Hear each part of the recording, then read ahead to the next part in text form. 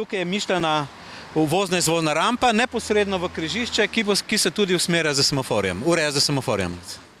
Kaj se zgodi z tole stavbo tukaj? Ta stavba, rečemo, je Marova hiša, pa že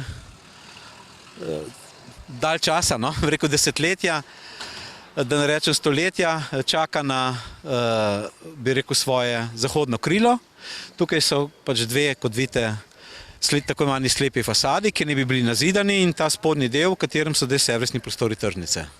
S tem bo dobila tržnica eno primerno pročelje, ki ga zdaj nima, ker kaže rebra. Predvsem bi pa vanjo lahko pritličje preselili in te prostore, ki jim rečemo za prodajo, ki so nekako, ne vem, ljubljanski Ponteroso mogoče, ki ne vem, če čisto sodijo na tržnico, pa tudi vse to prodajo iz kamionov, ki nekako ni primerna, recimo, enemu tako pomembnemu monumentalnemu prostoru, kot se ga je zamislil Plečnik, ampak še več, ga v bistvu nekako zastavlja in kaže proklavna podoba. Skratka, najprej bi se en del preselil na Pogačarov trg, kjer v glavnem ga zaseda danes jo prodajalci kitajskega izdelkov, bi rekel, ki ne sodijo v tržnico. Made in China. Potem bi boljše izkoristili kot prostor tudi pred samo stolnico. Seveda pa mislimo tudi tržnico preurejati v dveh delih.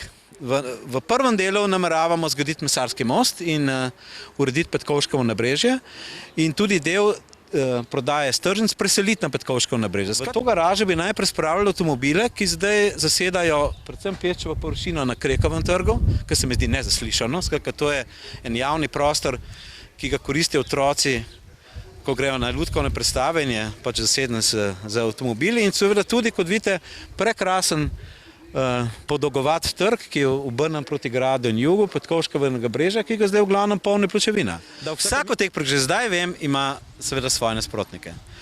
In ne samo to, saj mi pravzaprav mesta ne gradimo, ne? Mi se v bistvu dajemo med sabo bolj. Mi bolj ustvarjamo med sabo pregrade, kako idej ne uresničiti. In zato se mi zdi, Ljubljana je bolj mesto, ki žre svoje ideje in zato zaostajajo razvoja. Mnogi ljudje so seveda zavedeni in so pač del te dnevne politike, ki jo opozicija in opozicijski svetniki seveda enostavno odmerjajo. Jaz ne vidim v tem sploh problem. Jaz vidim problem, večkrat sem že povedal, predvsem v mentaliteti, bi rekel, zavračanja vsakršnih sprememb, ki v Ljubljani postavlja že taka, bi rekel, skoraj skupinska oblika duševne bolezni. Skratka, mi so proti vsemu, proti tudi drugim projektom, tudi vseh drugih še 21 mestnih projektov, zaradi katerih se nam je zdelo, da smo dobili mandat, smo vendar dobili polovico glasov. Se pravi, vsak drugi volivec ljubljanski je glasoval za našo listo, kar pomeni za 22 projektov. Zato me seveda čudi naenkrat ta odpor. Kaj točno se bo zgodilo z temi arkadami? Ali bo morda prišlo saj do skrunjenja z enim kamenčkom? Ne.